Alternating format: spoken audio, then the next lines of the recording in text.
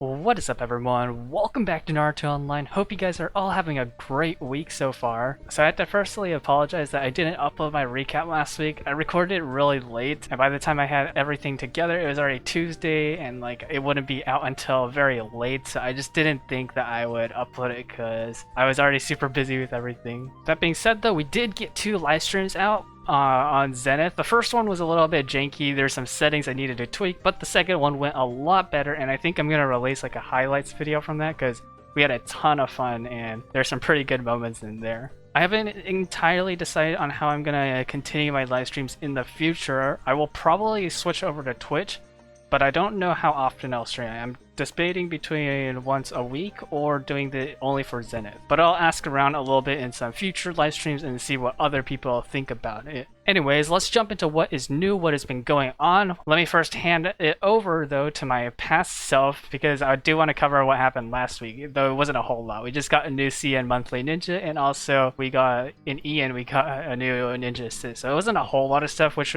also contributed towards why I didn't want to upload that recap. We didn't actually get anything too special. There was some minor changes, and CN only released their seasonal ninja, but we'll go ahead and take a look. It's Izumo Kamizuki, and so he's kind of he has like the skill points that the old G&W ninjas used to have. So if we take a look at his mystery here, he consumes all skill points to deal water damage and 5 combo up to 4 units in the lineup, causes low flow and to the selected units. His mystery is honestly not really that good. His entire skill set isn't that great, but he is a seasonal ninja, so I guess we can't excuse that a little bit. His standard is attacks the unit in the front row, receives 1 skill point with the chance of causing low flow. So he's got his chase 1 here, which is chases and attacks low flow unit, causes knockdown, deals damage to the line of that unit, and then can be triggered 2 times, and every time he chases with this, he receives half a skill point. His chase 2 has 2 forms. We'll take a look at his 4-star version, which is whenever it's triggered by 30 combo, deals water damage to up to 4 units in the opponent's lineup, and ignores a certain amount of resistance. His passive is Izuma has 1 skill point at the beginning of the battle, and then he can have up to 5 skill points. For each skill point Izuma has, increases his ninjutsu by 10%. It used to be 20%, but it got nerfed down to 10%. And then whenever Izumo is alive, every time your opponent executes a chase skill, all your units will have their critical rate increased by 2% stackable.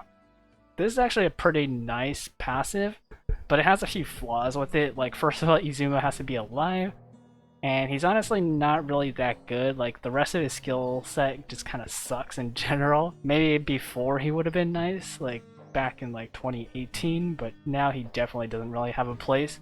In addition to that, we also got a sneak peek at Sai Summer. This is kind of what he looks like. No information besides just what he looks like so far has come out. En, on the other hand, all we got was Orochimaru here, which increases squad damage to Konoha ninjas by 3%.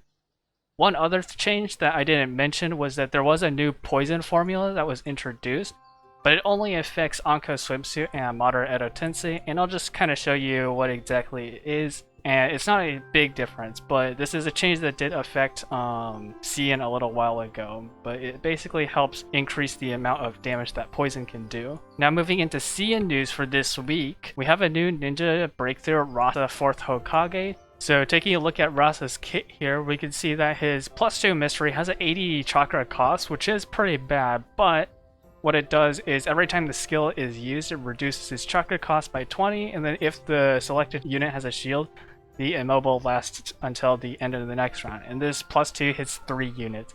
The Y, on the other hand, costs only 40 chakra, so this is actually like usable because nobody has 80 chakra normally, but his Y mystery hits only 2 units, and it causes immobile and knockdown. However, if the selected unit has a shield, it will also be unavoidable and cause suppressed immunity to the end of the round, which makes him actually pretty strong. So if you're going against people who have shields, this mystery is actually pretty powerful.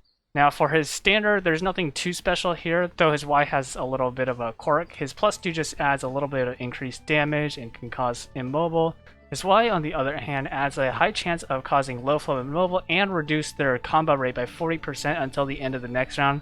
This isn't very useful normally, but I think it does affect 6 Paths Naruto, so If you use this on like 6 Paths Naruto, it would reduce the chance of him refreshing his mystery and could be actually pretty good. For his Chase 1, the +2 is just pretty simple. Chase is low flow to high flow, causes 10 combo and immobile until the end of the next round. The Y1 is unavoidable, but it only causes interruption. The Chase 2 is where it gets pretty interesting, and I think once we get this, he'll actually become quite meta. So the +2 is pretty normal. It just triggers a 20 combo, causes unavoidable wind and earth damage, paralysis, and then cancels out buffs and debuffs to 4 units in the opponent's lineup. Now the Y version though is kinda insane. It's triggered by 20 combo, deals unavoidable damage, this is very important, unavoidable, and then it causes irremovable no cheating, which neglects immunity until the end of the round. And no cheating, if you guys don't remember, prevents your units from getting buffs until the end of the round. And I'm pretty sure it also affects scaling, like Naruto 6 Paths scaling. If that's so, that would be a really good counter towards Naruto 6 Paths. Now the +2, Rasa has super armor and is immune to interruption. For every 10 chakra that units with both the Edo Tensei and Kage use, it increases their defense by 2%. It's active even after Rasa is defeated. And then the Y is the same thing, just increases resistance instead of defense. So it's like a kind of scale, but it's super niche because it has to be both Edo Tensei and Kage. There's not many of those. Maybe like the Raikage, Minato Edo Tensei and stuff. But yeah, it's pretty niche. There's not that many that have both those tags. Now on EN here, we actually got a new ninja, Hinata Bride. She came out on CN a few weeks ago. Actually, might have been a few months ago now. But it's nothing really that special. What is pretty interesting though is we got Sasori breakthroughs out already. So you will need 4-star for Sasori Edo Tensei breakthroughs, but we'll go take a look at them here. I went over them a while ago, but I honestly actually don't remember all of them off the top of my head, because I don't think there's anything too spectacular. That's right, I was taking a look at it. It's the Sasori's the one who's constantly reviving, and then it reapplies like all your skills, which includes the passives here, so it can stack their attack and ninjutsu. So it's a little bit like Kakazu Akatsuki creation here. But overall, I wouldn't say he's too impactful. But speaking of Sasori, we actually got him in Benefit Hall, just a different type. We have Sasori Akatsuki Creation in here. I don't know of anyone who actually got Sasori Akatsuki Creation, but he is in here and that's pretty cool. I will always take free ninjas, especially ones that I haven't got before. So I guess just one for collection. And I don't think he's really too strong, so I don't think anyone's complaining about it, because I mean, he's nice to have, but he's not necessarily overly powerful like Edo Itachi or Kurenai Summer. We did get some interesting events this week though. So for one, Sakura's Gift, one thing that I was notified of, whoops, that's the wrong one. But one thing that I was notified of is in the rewards here, they've actually swapped out Madara 10 Tails, and now it is Obitail 10 Tails, which is especially kind of useful because Obitail 10 Tails is meta, I guess. Now, I haven't actually seen a Madara 10 Tails in a super long time. Like, he's just kind of disappeared. But we also got Chikashudo Mail in here. I think he was also available last week in an event, I think it's Summer Memories, but yeah, he is free to play, or like you can get him as a free to play now, which is pretty cool. Hirose and Successor is also in here as well. Next up we also have Fateful Choice, which they've kind of reverted the change that they did last week that I thought was cool, where they made it so that each of the ninjas in here were different. Now they're the exact same. Kinda lame, but I guess I'll take it. I do wish that they put a little bit more effort in. I'll probably just be grabbing my swimsuit in here though, or I may try to finish off Prosperous Times. Prosperous Times has been showing up in so many events, like basically every single event where you could free redeem has had Prosperous Times, including like last week's missions. Now we also have Wheel of Fortune with Asuma Taisho period up here. Don't think anyone actually really wants him, so I don't know if people are going to actually go for him. We have Konoha outlets in here. I didn't check to see if there's anything special, but I don't think there is. Yeah, it doesn't seem to be any special deals in here. We have limited time charm rebates, battle armor rebate, and then Sakura's Festival.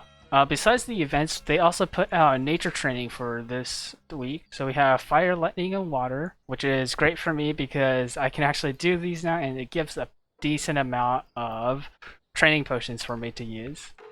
Another thing is that it is now July, which means that the Summer Ninja got released, which was Genma, and I have him 2-star right now. I actually kind of messed up a little bit last season, didn't get all of them. Collecting or Unstoppable, I messed up because there's just one day that I somehow missed, and then that prevented me from getting that. But moving on to July now, the collecting talent in here is Iruka Suit. I don't actually know how I got him, but I have him. Probably from some event super long ago, but there hasn't really been any other things that have changed in the seasonal rewards. Genma is though super fun to play around with. He has some really cool teams that you can build, and I'm gonna try to do some videos with him soon as I get the ninjas to actually use him with. But anyways, that is all I have for you guys today. If you guys enjoyed, hit that like and subscribe button. Thank you guys so much for watching, and I will see you guys next time. Peace out.